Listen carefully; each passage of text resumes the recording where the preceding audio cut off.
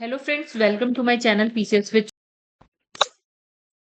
दोस्तों, हम लोग कर रहे थे बहुत समय पहले दृष्टि आईएएस की क्विक बुक चल रही थी मेरी। ठीक है, हम लोग क्विक बुक पढ़ रहे थे दृष्टि आईएएस की, जिसमें भारत में विश्व का भूगोल और उसमें भी विश्व का भूगोल चल रहा था। भारत का भूगोल कर चुके हैं ऑलरेडी, आप लोग चैनल की प्लेलिस्ट में देख सकते हैं, सारे वीडियोस मिल जाएंगे। चैप्टर नंबर 22 यानी कि अक्षांश और देशांतर के बारे में हम यहाँ पे बात कर रहे थे। एक पार्ट हो चुका है, दूसरा पार्ट आज जो है ना स्टार्ट करेंगे। तो गाइस, मेरा नाम है कीरत चौहान और यहाँ पे आप मेरा व्हाट्सएप नंबर देख पा रहे हैं। अगर आपको कोई भी हेल्प चाहिए, किसी भी चीज़ से रिलेटेड हेल्प की ज़रूरत हो आपको, तो आप मुझे व्हाट्सएप कर सकते हैं। टेलीग्राम पेज है ही, यहाँ पे आपको जो पीडीएफ मिल जाएगी अगर आप सर्च में दृष्टि लिखेंगे तो। चलिए गाइस, अगर आप लोग को वीडियो अच्छी लगेगी तो लाइक करिएगा। चैनल को अभी तक आपने सब्सक्राइब नहीं किया है तो आप घटना चक्र के लिए या फिर दृष्टि की जो क्विक बुक है उसके लिए आप चैनल को सब्सक्राइब कर सकते हैं। घटना चक्र की मेरी भी कोशिश रहेगी 2024 की जो नई लाइक बुक्स आई हैं उस पे फिर से वापस से जो है ना वीडियो बनाने की। चलिए फिलहाल अभी के लिए इतना ही, और अब आगे का करते हैं। जितना हम कर चुके हैं उससे आगे की हम यहाँ पे बात करेंगे दोस्तों। तो तो गाइस, हमारा चला था ये अक्षांश देशांतर वाला था, और यहाँ तक हम कर चुके थे। कहाँ तक कर चुके थे मैं बताती हूँ। यहाँ तक हमारा काम हो चुका था, राइट। चलिए अब आगे की हम यहाँ पे बात करेंगे। गाइज, अगर आप लोग को अच्छा लगे तो जो है ना वीडियो को जरूर से लाइक करिएगा।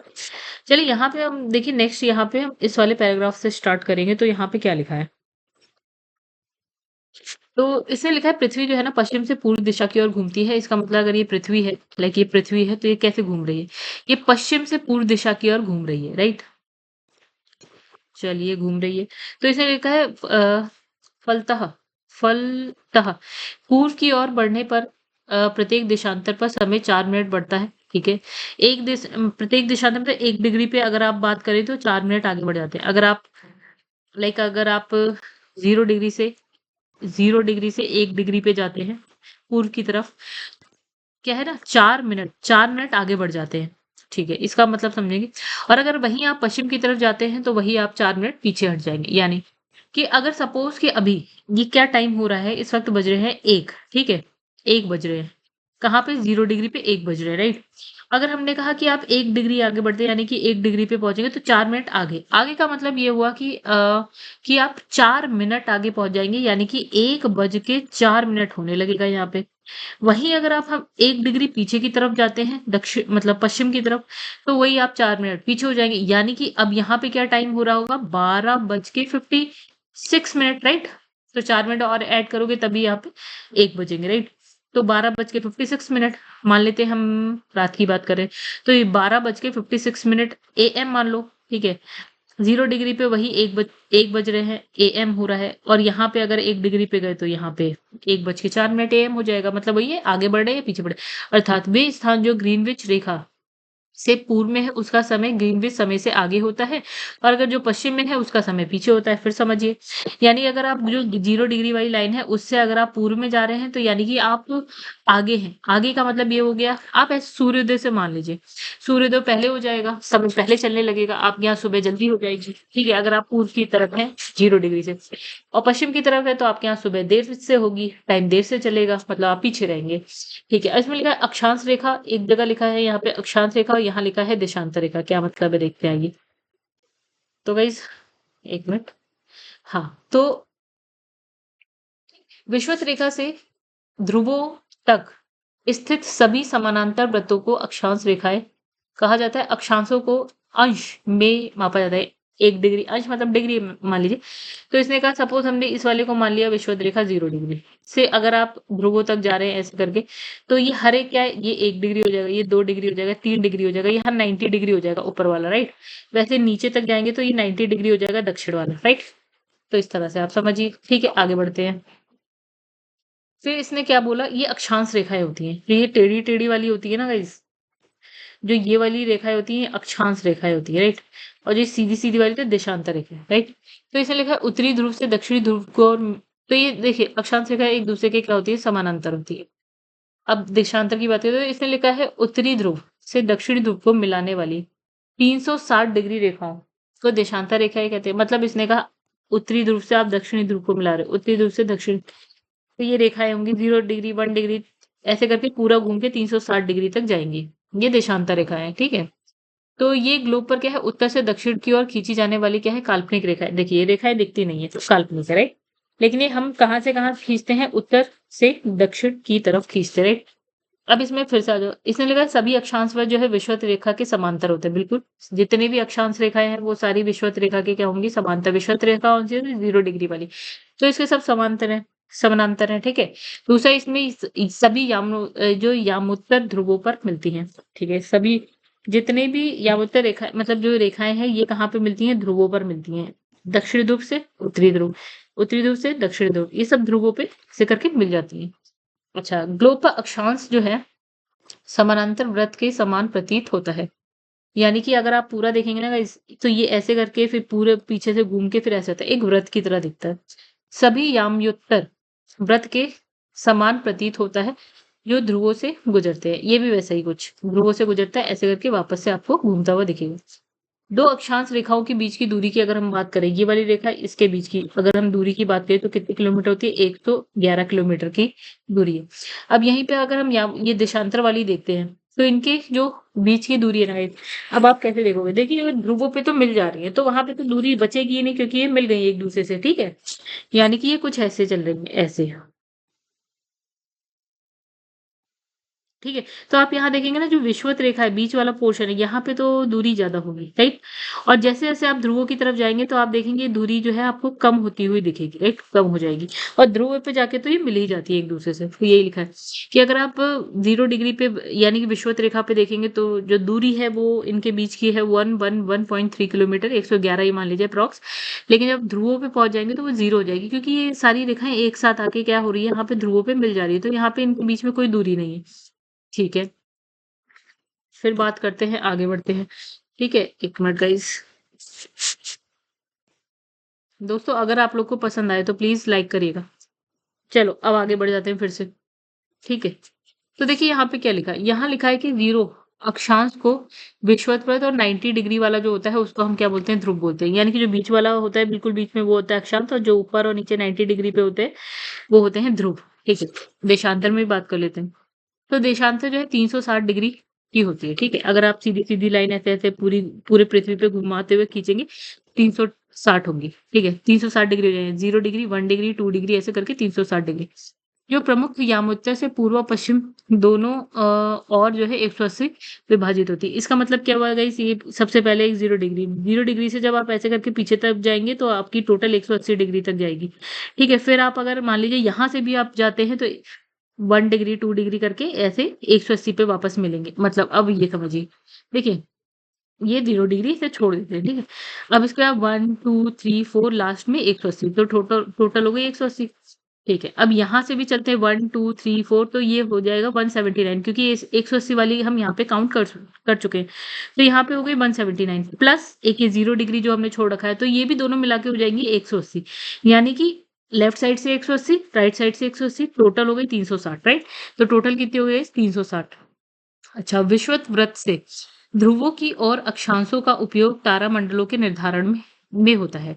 ठीक है, जैसे 0 डिग्री से लेकर आपका यहाँ पे 23.5 डिग्री तक उत्तर और दक्षिण उष्णकटिबंध या उत्तर या दक्षिण उष्णकटिबंध। और देखिए, समझते हैं इसे। अगर आप 0 डिग्री से बात करेंगे ना, 0 डिग्री से लेकर 23.5 डिग्री तक की बात करेंगे, तो वो कौन-सा ज़ोन होता है गाइज़ आपका उष्णकटिबंध, उत्तर में भी और दक्षिण में भी, राइट? मतलब मान लीजिए ये है नॉर्थ वाला और यहीं पे 23.5 डिग्री साउथ है। तो ये वाला जो ज़ोन होता है वो होता है उष्णकटिबंधीय ज़ोन, राइट? क्षेत्र। अच्छा, 23.5 से लेके अगर आप 66 एंड हाफ नॉर्थ में जा रहे हैं और यहीं पे आपका 66 एंड हाफ जो है साउथ में चल रहा है, तो वो कौन-सा होता है? शीतोष्ण कटिबंध, राइट? और अगर आप 66 से 90 डिग्री यानी कि ध्रुवों तक जा रहे हैं, 66 से 90 डिग्री यानी कि ध्रुवों तक जा रहे हैं, तो वो होता है आपका शीत कटिबंध।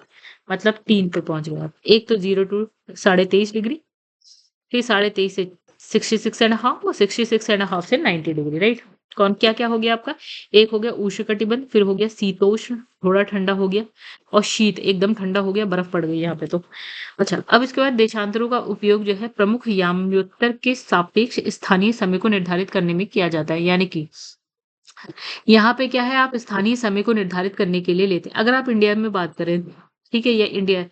तो आप देख यहाँ हम समय की बात करते हैं, साफ-सी बात है, यहाँ हम समय की बात करते हैं। यहाँ पे आप कटिबंध की बात कर रहे हैं, यहाँ आप समय की बात कर रहे हैं। नॉर्मली इंडिया जो 0 डिग्री वाला देशांतर है, वहाँ से कितने घंटे आगे है, तो वो हम देखते होंगे 5.5 घंटे आगे। तो हम यहाँ पे मेनली समय की बात कर रहे हैं। ठीक है, आते हैं आगे। चलिए ऊपर जाते हैं वापस से। अब इसमें लिखा है अंतर्राष्ट्रीय तिथि रेखा क्या होती है? चलिए ये देखें। इसने लिखा है पृथ्वी। तो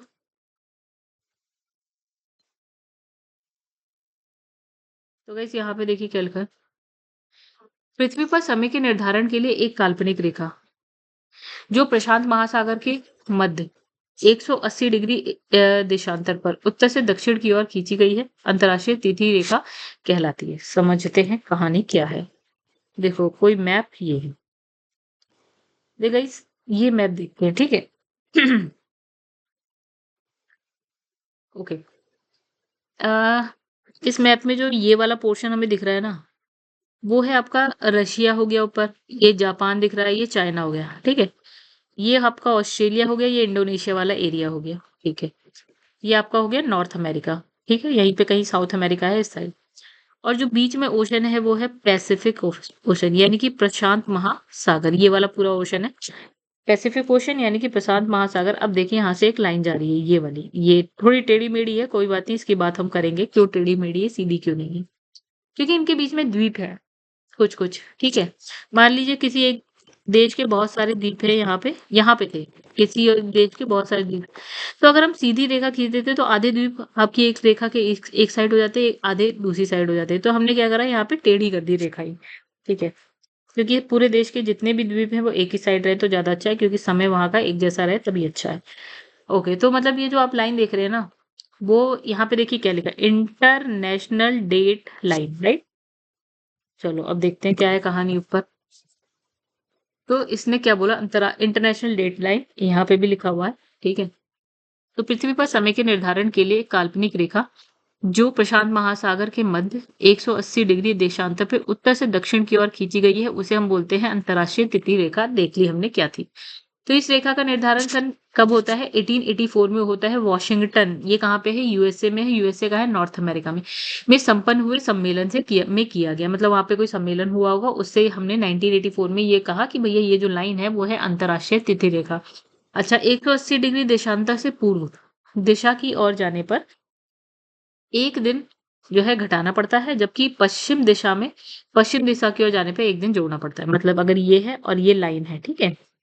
देखिए आगे वाली जो है हम इसे 0 डिग्री मान के चलते हैं, जो पीछे वाली है वो है 180 डिग्री वाली। तो हम 180 डिग्री वाली की बात कर रहे हैं। इसके पूर्व में अगर आप जाएंगे, ठीक है, तो इसके पूर्व में मतलब अगर आप पीछे वाली साइड खड़े होंगे ना और अपना अ, देखेंगे हाथ, अगर देखेंगे तो राइट साइड वाला आपका ये साइड होता है, ठीक है। और लेफ्ट साइड वाला आपका ये साइड होता है। अगर इसने कहा अगर आप इस पीछे वाली लाइन के इस साइड जाएंगे तो आपको एक दिन घटाना पड़ेगा। सपोज आप इस लाइन पे खड़े हैं, ठीक है। अब आपके ऑप्शन है, आप दोनों साइड में से किसी भी साइड जा सकते हैं, ठीक है। तो हमने जब कहा था कि आप 0 डिग्री से इस साइड जाएंगे तो एक दिन बढ़ेगा, और 0 डिग्री से इस साइड जाएंगे तो एक दिन घटेगा। वैसे आप उसका भी मान लीजिए कि अगर आप 180 से इस साइड जाएंगे तो एक दिन बढ़ेगा। मतलब सपोज यहाँ पे आप खड़े हैं, अभी आपको कोई डेट नहीं पता, ये लाइक 3-4 तारीख की बात कर रहे हैं। तो अगर आप इस रेखा से इधर जाएंगे तो हो सकता है यहाँ पे 4 जुलाई आ जाए, ठीक है। लेकिन अगर आपने डिसाइड किया भैया मैं तो इधर जाऊंगी, अभी आप यहाँ 3 जुलाई पे ही अटके हुए हैं, मतलब आप एक दिन पीछे हैं। साफ सी बात है, ठीक है।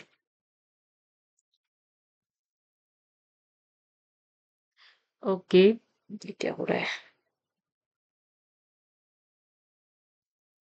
एक मिनट दोस्तों, कुछ गड़बड़ हो रही है।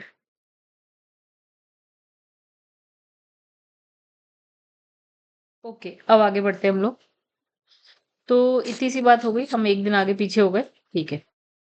अब इसमें क्या, एक ही स्थान की तिथि में भिन्नता अंतर से बचने के लिए इस जलीय भाग में खींचा गया इस जलीय भाग से खींचा गया, क्या लिखा है, इसे जलीय, ठीक है।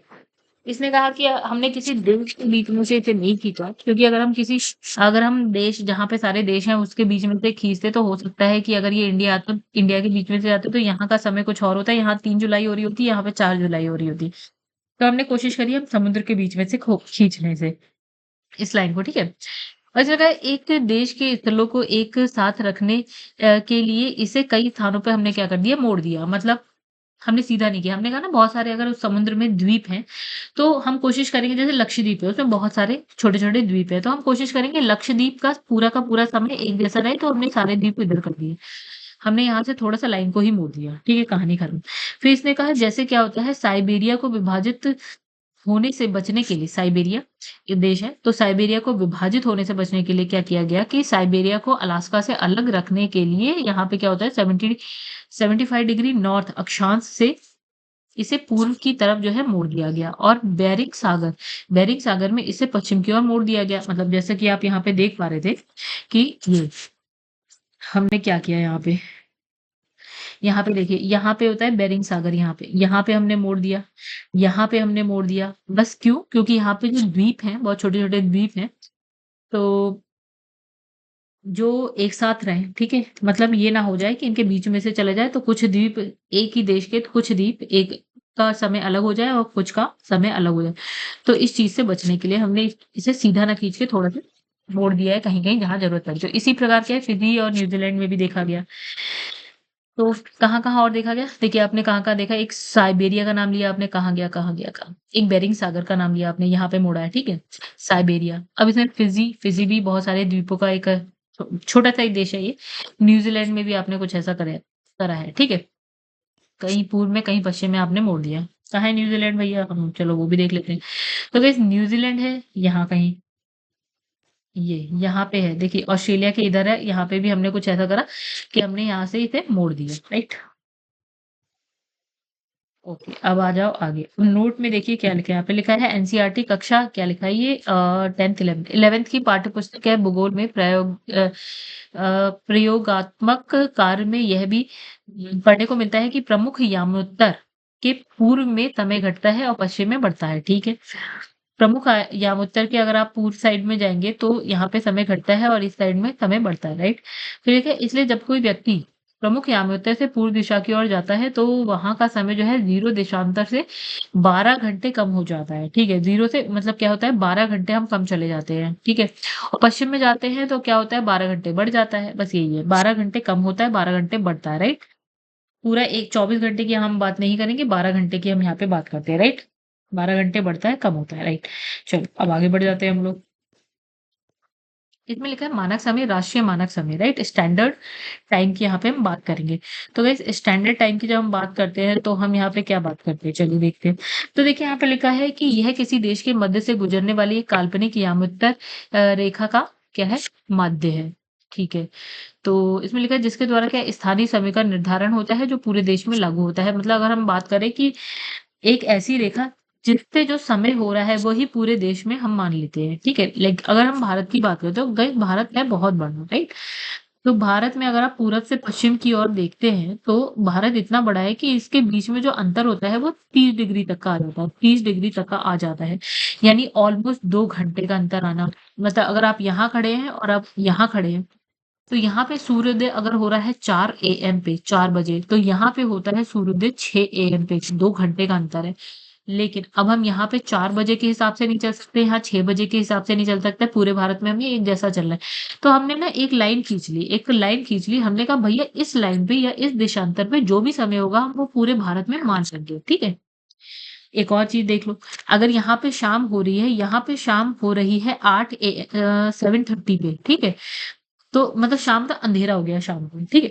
तो यहाँ पे वही अंधेरा कब हो रहा है 5:30 पे हो जा रहा है अंधेरा एकदम 5 साढ़े 5 बजे अंधेरा, राइट? अब हम क्या करें? क्या ऑफ़िस छोड़ दें? ऑफ़िस गए हुए लोग ऑफ़िस से आ जाएँ क्योंकि जल्दी अंधेरा हो गया? नहीं। भैया हमारा टाइम 6 बजे 7 बजे का तो हम 7 बजे ही आएँगे, ठीक है? तो बीच में एक लाइन जिसे हमने मान लिया पूरे भारत के लिए एक उस पे जो समय होगा हम पूरे भारत में मान लेंगे, चाहे अंधेरा हो, चाहे दिन हो, कोई फ़र्क नहीं पड़ता।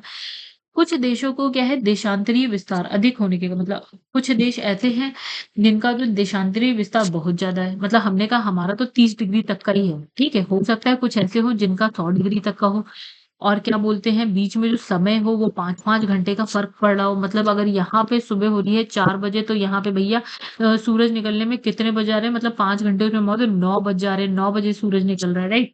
ऐसा भी है कहीं-कहीं, ठीक है? तो यहाँ पे क्या है, इसने कहा कि कुछ देशों का देशांतरीय विस्तार अधिक होने के कारण क्या है, वहाँ सुविधा के लिए क्या है, एक से अधिक मानक समय को अपनाया गया है। मतलब भारत में एक माना गया है। वो कौन सी है, 82.5 वाला जो देशांतर रेखा है, पूर्वी देशांतर रेखा है, उसको हमने मान लिया कि वहां पे जो समय हो रहा है वो पूरे भारत में मान लेंगे। लेकिन भैया यहाँ पे बहुत बड़ा एरिया है देश का, तो वहां अब हम क्या करें, वहां पे हम क्या करते हैं ना, एक से ज्यादा मानक समय ले लेते हैं। उदाहरण के लिए अगर हम रशिया की बात करें तो यहाँ पे 11 है, राइट? 11 मानक समय, भारत में तो एक ही है। यहाँ पे 11 अलग-अलग टाइप के हैं, ठीक है? फ्रांस है, यूएसए में 9 है, ऑस्ट्रेलिया है, वहाँ पे भी वो एक से अधिक जो है मानक समय है। तो भारत में क्या है, पूर्वोत्तर के कई राज्यों 2 मानक समय मानने की माँग कर रहे हैं। मतलब पूर्वोत्तर में देखिए क्यों? क्योंकि देखिए मैंने वही वाली बात कही ना कि पूर्वोत्तर में जैसे सुबह बहुत जल्दी हो जाती है, तो शाम यानी कि रात भी बहुत जल्दी हो जाती है। मैंने कहा भैया 5 बजे हो जाती है, अंधेरा हो जाता है। 5 साढ़े 5 बजे अंधेरा हो जा रहा है।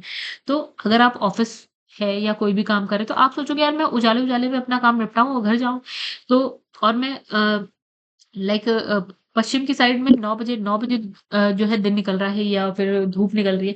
तो वहाँ पे क्या हो रहा है, पूरब साइड में इन्होंने कहा भैया 6 बजे बहुत कड़ाके की धूप निकल जा रही है, तो हमारा काम भी पहले स्टार्ट हो जाए और जल्दी खत्म भी हो जाए। दिन-दिन में सारा काम हो जाए। ठीक है? तो इन्होंने कहा पूर्वोत्तर जो राज्य हैं उनका कहना है कि भैया 2 मानक समय कर दो कि हमारे लिए थोड़ा आसान हो जाए कि हम सुबह का टाइम वेस्ट ना करके रात में अंधेरे से पहले अपना काम निपटा के घर पहुँच जाएँ या जो भी काम है। ठीक है? तो ऐसा माँग उठ रही है कि 2 मानक समय भारत में होना चाहिए, क्योंकि छोटा तो भारत भी नहीं है। इसने लिखा अगर यदि उत्तरी एवं दक्षिणी ध्रुव को बिंदु ना मानकर रेखा माना जाए, ठीक है? तो पृथ्वी पर कुल 181 अक्षांश रेखाएँ होंगी, यदि बिंदु माना जाए तो 179। कैसे कह रहा है ये? तो अगर आप यहाँ 0 डिग्री से 90 डिग्री चल रहे हैं, यहाँ पे भी 0 से 90 डिग्री तक चल रहे हैं, ठीक है? तो इसने कहा अगर 90 डिग्री वाले को आप क्या मान रहे हैं? बिंदु मान रहे हैं, तो इसे रेखा नहीं मान रहे हैं हम। तो कितनी अक्षांश रेखा होंगी? तो इसे 0 वाले को छोड़ दो तो 1 से लेकर 179 यहाँ और 1 से लेकर 179 यहाँ, यानी कि 179 प्लस 179 दोनों साइड का मान लिया और 0 वाली को भी 1 मान लिया। तो अगर हम इन सबको प्लस करते हैं तो यहाँ पे हमारे पास कितना आंसर आ जाएगा? 7, 7, 8, 9, 299 कुछ ऐसा ही। नहीं सॉरी 179 एक सॉरी यहाँ थोड़ा गलत हो गया मुझसे दोस्तों, फिर से शुरू करते हैं। तो ये है 0 है 90 डिग्री। यहाँ पे वाले को हम 1 से लेकर 89 मानेंगे, ना कि 179, राइट? तो यहाँ से यहाँ तक 189, क्योंकि 90 डिग्री वाला तो क्या है, बिंदु है। तो यहाँ पे हो गया 89 और 0 डिग्री वाला 1, तो 9, 9 18 और 1 19 और ये 8, 8 16 और 7 79, यानी कि हमारे पास टोटल रेखाएँ कितनी हुई, अक्षांश 176, राइट?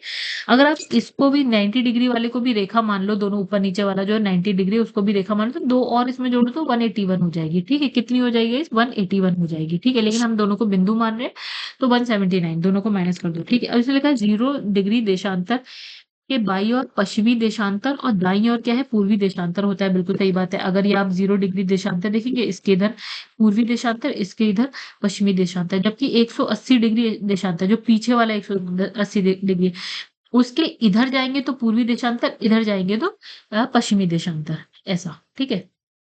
तो बस अ, उल्टा हो जाएगा ना पीछे की साइड। तो इसने लिखा है पृथ्वी पर खींचे गए अक्षांश व्रतों में विषुवत व्रत सबसे बड़ा है, यानी कि इसने कहा जो 0 डिग्री वाला विषुवत रेखा वाला व्रत है वो सबसे बड़ा अक्षांश व्रत है। इसे हम बृहद व्रत भी कहते हैं। इसके अलावा सभी देशांतर रेखाओं को भी इसमें शामिल किया जाता है। बृहद व्रत की अगर हम बात करें, बृहद व्रत का मतलब सबसे बड़ा। तो देखिए यहाँ पे 0 डिग्री वाला सबसे बड़ा हो गया, राइट? अक्षांशों में सिर्फ एक है 0 डिग्री, क्योंकि अगर आप इसके बाद 1 डिग्री पे जाएँगे थोड़ा छोटा हो जाएगा। 2 डिग्री वाला और छोटा हो जाएगा, ठीक है? 89 वाला बहुत ही छोटा हो जाएगा, 0 वाला तो गायब ही हो जाएगा। तो यानी सबसे बड़ा व्रत कौन-सा है? 0 डिग्री वाला, ठीक है? अब इसने कहा देशांतर में अगर हम बात करें तो सब उत्तर से दक्षिण की तरफ जा रहे हैं, ठीक है? यानी कि सभी सभी क्या है, हमारे बृहद व्रत में आते हैं, काउंट होते हैं, ठीक है? तो इसने लिखा है 0 डिग्री देशांतर लिखा, 0 डिग्री अक्षांश रेखा को गिनी की खाड़ी, ये कहाँ पे है भैया? गिनी की खाड़ी अटलांटिक महासागर में, कर्क रेखा को अल्जीरिया में, मकर रेखा को अटलांटिक महासागर में, और क्या है इसमें आर्कटिक व्रत को जो है आपका नॉर्वेजियन सागर में क्या बोलते हैं, प्रतिच्छेदित करती है। मतलब अह, ये हो गई 0 डिग्री अक्षांश रेखा, ये हो गई आपकी 0 डिग्री देशांतर रेखा। इसने कहा कहाँ पे काट रही है? तो ये कहाँ काट रही है? अटलांटिक महासागर, गिनी की खाड़ी, अटलांटिक महासागर। ये आपको कहाँ मिलेगा गाइस? यहाँ जब आप देखेंगे ना ये क्या बोलते हैं, ऐसे करके अफ्रीका महाद्वीप, तो यहाँ पे आपको मिल जाएगा गिनी की खाड़ी, राइट? अब इसने क्या बोला? कर्क रेखा को ये कहाँ काट रही है? कर्क रेखा को। जैसे अगर आप यहाँ पे कर्क रेखा ऐसे खींच दें, 23.5 डिग्री पे आती है कर्क रेखा, राइट? तो इसने कहा कर्क रेखा को ये कहाँ काटती है? अल्जीरिया में, राइट? वैसे ही मकर रेखा 23.5 डिग्री साउथ में आता है, ठीक है? इसको ये कहाँ मकर रेखा को? अटलांटिक महासागर में नामीबिया के पश्चिम में। नामीबिया आपको यहाँ मिलेगा, ठीक है? अफ्रीका अफ्रीका महाद्वीप नामीबिया के पश्चिम में आपको यहाँ कहीं काट रही है। फिर उसके बाद इसने कहा कि, और क्या कहा इसने? हाँ, आर्कटिक वृत्त ऊपर मिलता है, ठीक है? आर्कटिक वृत्त को नॉर्वेजियन सागर, यहाँ पे जो आपको मिलता है ना यूरोप में, यूरोप वाला एरिया है, इधर इधर आपको कहीं काटती हुई मिलेगी, ठीक है? और इसमें लिखा है घाना की राजधानी। घाना की राजधानी अक्रा 0 डिग्री देशांतर पे स्थित है, ठीक है? यानी कि ऐसे करके जाएंगे 0 डिग्री। तो यहाँ पे घाना की राजधानी अफ्रीका में आप देखेंगे तो आपको मिल जाएगा।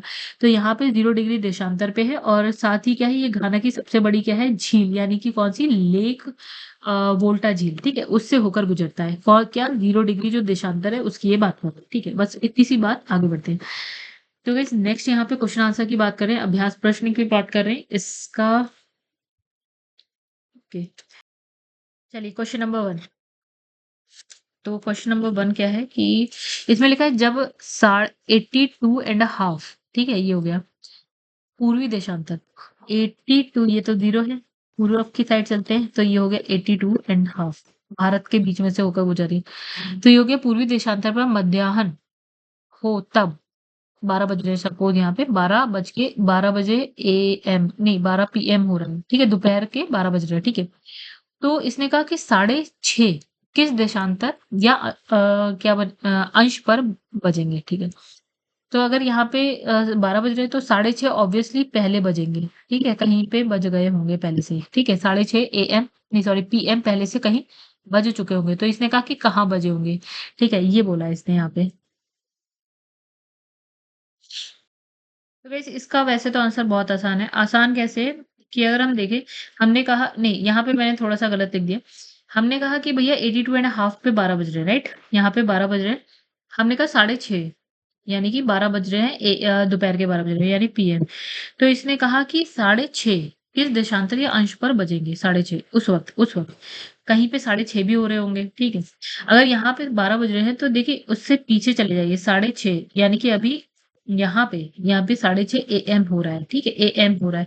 तो अगर आप बात करें 12 और 6:30 के बीच में कितने घंटे का फ़र्क है गाइस? अगर आप बात करें 12 यहाँ बज रहे हैं अगर, और 6:30 यहाँ बज रहे हैं, कि ये हो गया 30, ये हो गया 6, यहाँ पे हो गया 7, 8, 9, 10 और 11। अब आप ज़रा घंटे का डिफरेंस देखिए, तो यहाँ से 1 घंटा, 2 घंटा, 3 घंटा, 4, 5 और यहाँ से आधा घंटा और, यानी कि 5.5 घंटे का डिफरेंस है दोनों में। तो गाइस 5.5 का तो हम वैसे ही जानते हैं, अगर 82 पे इंडिया है तो 5.5 घंटे जब आप पीछे जाएँगे तो यानी कि आप 0 डिग्री से 5.5 डिग्री 5.5 घंटे आगे हैं। यहाँ पे ये 5.5 घंटे आगे है, यहाँ ये 5.5 घंटे जब हम पीछे जाएँगे तो 0 डिग्री पे आ जाएँगे, साफ-सी बात है। तो ये तो बहुत आसान है, वैसे भी 0 डिग्री पूर्व या पश्चिम, क्योंकि 0 डिग्री वाले को आप पूर्व भी कह सकते हैं, पश्चिम भी कह सकते हैं। तो यानी कि हम 0 डिग्री पे होंगे उस वक़्त जहाँ पे 6:30 बज रहे होंगे। हमने कहा ना कि अगर आप 0 डिग्री से इस साइड जाएँगे तो आप आगे हैं। यानी कि ये जो 12 बज रहे हैं, 12 जो दोपहर के 12 हो रहे हैं PM। लेकिन अगर आप इस वाली लाइन से इस साइड जा रहे हैं तो आप पीछे हैं। यानी कि ये वाला अभी सुबह के अभी 6:30 ही बज रहे हैं, ठीक है? यहाँ पे सुबह के 6:30 बज रहे हैं, लेकिन यहाँ दोपहर हो चुकी है अभी।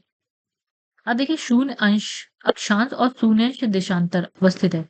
इसने कहा कि जो शून्य अंश ये वाला और शून्य अंश ये वाला जो देशांतर है, ये दोनों एक दूसरे को काट रहे हैं। कहाँ काट रहे थे गाइस? तो ये काट रहे हैं अटलांटिक महासागर में काट रहे थे, जैसे कि हमने देखा था अफ्रीका के साइड में कहीं।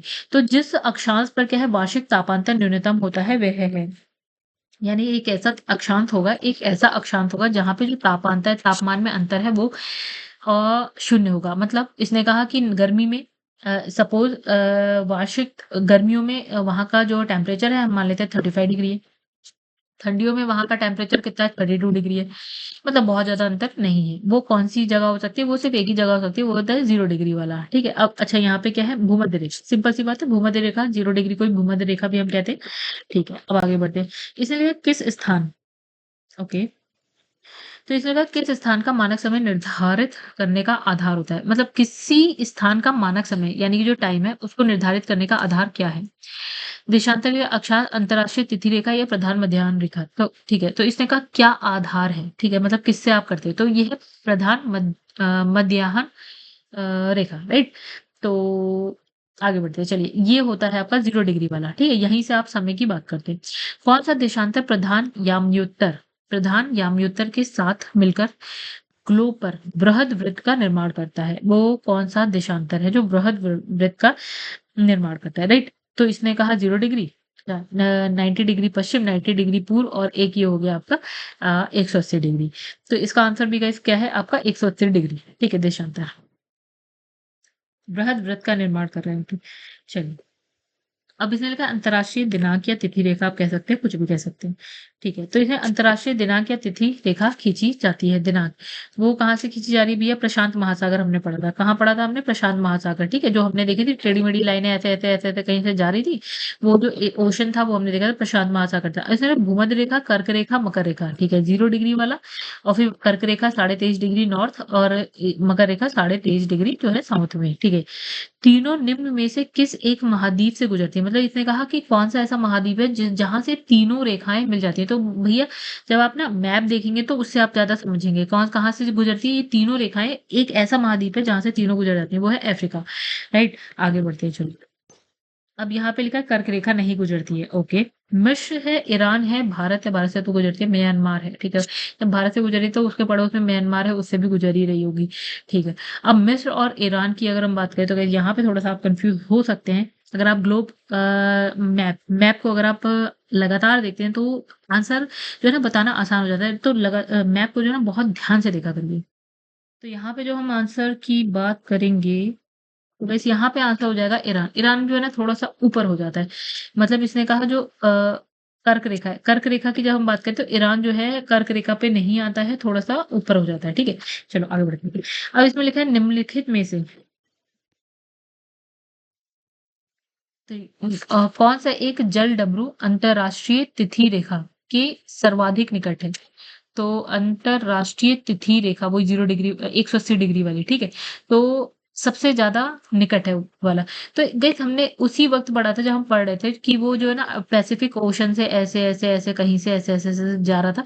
तो हमने एक यहीं पे पढ़ लिया था बेरिंग जलडमरू, बेरिंग जो कि यहाँ पे अलास्का होता है, यहाँ पे रशिया होता है, इसके बीच में है बेरिंग जलडमरू, राइट? ठीक है। चलिए अब नेक्स्ट क्वेश्चन की बात कर लेते हैं। तो एक प्रधान यामोत्तर गुजरती है, यानी कि एक 0 डिग्री वाली रेखा कहाँ से गुजरती है? तो गाइज़ ये जो है गुजरती है, एक है अल्जीरिया, एक है फ्रांस, नाइजीरिया, पुर्तगाल। ये दोनों गलत है, बाकी आप जब मैप देखेंगे ना गाइज़, यानी आपको कौन-सा मैप देखना है? यूरोप, यूरोप का। तो यूरोप के मैप में देखेंगे तो आपको ये दोनों दिख जाएगा कि यहाँ से 0 डिग्री वाली लाइन गुजर रही है, ठीक है। फिर इसमें किसी जगह का स्थानीय समय क्या है? 6 डिग्री प्रातः यानी कि 6 एएम है, ठीक है। यहाँ पे कोई एक जगह है जहाँ पे टाइम हो रहा है 6 एएम, ठीक है। फिर ग्रीनविच जो जीएमटी जबकि जीएमटी से मतलब जीएमटी यानी मान लेते हैं 0 डिग्री वाला। तो यहाँ पे बज रहे हैं हमारे 3 एएम हो रहा है, ठीक है? ओके, तो जहाँ उस जगह की देशांतर रेखा क्या होगी? मतलब आपको बताना है यहाँ पे क्या हो रहा है। यानी कि यहाँ पे ये कितने डिग्री पे है? तो भैया यही देख लो, यहाँ से यहाँ तक का जो गैप है, वो कितने घंटे का है? 3 घंटे का। 1 घंटा यानी कि 15 मिनट 1 घंटा जो होता है तो 15 डिग्री होता है। 1 घंटे में 15 डिग्री जब आप आगे जाएँगे तो 1 घंटा आगे, ठीक है? तो और 2 में हो जाएगा 15-15 30 हो जाएगा, 3 में हो जाएगा आपका 45 राइट? तो 45 डिग्री आप कहाँ पहुँच जाएँगे? इधर। अगर 0 डिग्री पे 3 बज रहे हैं, 3 एएम हो रहा है, तो जब आप 45 डिग्री पे जाएँगे तो वहाँ 6 एएम होगा। तो यहाँ पे आंसर हो जाएगा सिंपल 45 और आप जा रहे हैं पूर्व दिशा में तो क्या हो जाएगा 45 डिग्री पूर्व में होगा, ठीक है आंसर। अच्छा नेक्स्ट क्वेश्चन पे आते हैं हम लोग। भूमध्य रेखा निम्नलिखित में से किस देश से होकर नहीं गुजरती है? ठीक है। यानी इसने कहा 0 डिग्री वाली रेखा कहाँ से नहीं गुजरती है? देखिए, तो इसमें देखिए यहाँ पे आपका होता है अफ्रीका महाद्वीप और फिर एशिया आता है आगे। तो केनिया केनिया से तो बिल्कुल गुजरती है, ये तो आप जब ज्योग्राफी को सही से पढ़ेंगे तो आप समझ जाएँगे। ठीक है, बिल्कुल गुजरती है, ठीक है? फिर यहाँ पे होता है आपका साउथ अमेरिका कॉन्टिनेंट, यहाँ पे आता है और यहाँ पे होता है आपके पास नॉर्थ अमेरिका कॉन्टिनेंट, राइट? तो यहाँ पे पड़ता है आपका मेक्सिको, ठीक है? तो मेक्सिको तो साफ-साफ पता चल जा रहा है कि वहाँ से नहीं गुजर रही होगी, बहुत ऊपर है। ओके, इंडोनेशिया जब आप भारत बनाते हैं यहाँ पे जो भारत से भी नहीं गुजरती है, तो भारत बनाते हैं, इसके इधर-इधर इंडोनेशिया के बहुत सारे द्वीप आते हैं। तो भैया इंडोनेशिया से गुजरती है, ब्राज़ील आपका यहाँ पे पड़ जाता है कहीं, तो मतलब साउथ अमेरिका में इस साइड कहीं पड़ जाता है, तो ब्राज़ील से भी गुजरे। तो यहाँ पे है नॉर्थ अमेरिका में आता है मेक्सिको और वो काफ़ी ऊपर हो जाता है, तो यहाँ से नहीं गुजरती। तो गाइस यहाँ हो गए सारे क्वेश्चन कंप्लीट। आई होप आप लोग को अच्छे लगे होंगे, तो यहाँ पे मेंस का कोई क्वेश्चन नहीं दिया है, फिलहाल इतना ही है। तो गाइस अगर आप लोगों को वीडियो अच्छी लगी हो, तो वीडियो को लाइक करिएगा, चैनल को सब्सक्राइब करिएगा। तो दोस्तों बस मेरी आपसे इतनी रिक्वेस्ट है, अगर आपको अच्छी लगे वीडियो को लाइक ज़रूर करिएगा एंड क्या शेयर करिएगा, ठीक है गाइस? कि देखिए आप लोग का सपोर्ट रहेगा थोड़ा-सा तो मुझे भी वीडियो बनाने में आता है मज़ा, ठीक है? और इस तरह से अगर मैं समझा रही हूँ तो मुझे लगता है आपको किसी भी तरह की कोचिंग इंस्टीट्यूट की ज़रूरत नहीं है। अगर आप दृष्टि की क्विक बुक अगर आप पढ़ लेते हैं या घटना चक्र आप पढ़ लेते हैं तो मुझे लगता है पीसीएस के लिए इतना इनफ है। इससे ज़्यादा पढ़ने की भी ज़रूरत नहीं है। तो गाइस मुझे बस आप लोगों का सपोर्ट चाहिए, आप इतना करिएगा, लाइक करिएगा, शेयर करिएगा, सब्सक्राइब करिएगा, उससे ज़्यादा मुझे आपसे कुछ नहीं चाहिए, ठीक है? तो इतना करिए बस और इसका बेनिफिट उठाइए कि अगर फ्री में अगर आप लोगों को फ्री में अगर आप लोग को ठीक से पढ़ने को मिल रहा है तो उसका जो है ना उस चीज़ का फ़ायदा उठाइए। चलिए गाइस, फिलहाल अभी के लिए इतना ही, नेक्स्ट वीडियो में मिलेंगे आगे के चैप्टर्स के संग। चलिए आइए देख लेते हैं क्या है। यहाँ पे पृथ्वी की आंतरिक संरचना की बात करेंगे। देखिए बेहतरीन बुक है, मैं फिर से कहूँगी जो ज्योग्राफी की या क्विक बुक जिस भी सब्जेक्ट की आप बात करेंगे बेहतरीन बुक है। आप इससे ज़्यादा पढ़ने की आप खास ज़रूरत नहीं पड़ती है, ठीक है? क्विक बुक पढ़ लीजिए, घटना चक्र पढ़ लीजिए, पीसीएस के लिए बहुत है। इनफैक्ट यूपीएससी के लिए भी एक बेस बनाने के लिए बहुत ज़्यादा है ये, ठीक है? चलिए गाइस फिलहाल के लिए इतना ही, नेक्स्ट वीडियो में मिलेंगे आगे के चैप्टर के साथ, तब तक के लिए धन्यवाद।